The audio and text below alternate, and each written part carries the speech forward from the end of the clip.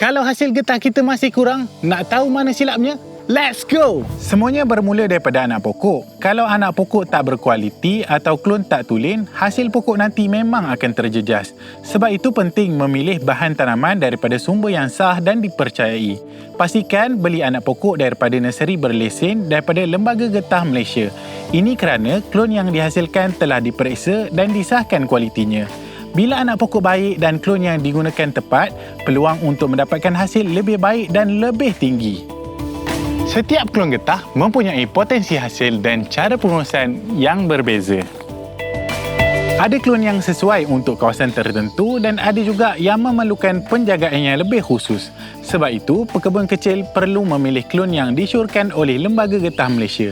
Namun, klon berprestasi tinggi sahaja masih belum mencukupi. Kalau kebun tidak dijaga mengikut amalan pertanian yang betul, hasil tetap tidak akan mencapai potensi yang sebenar.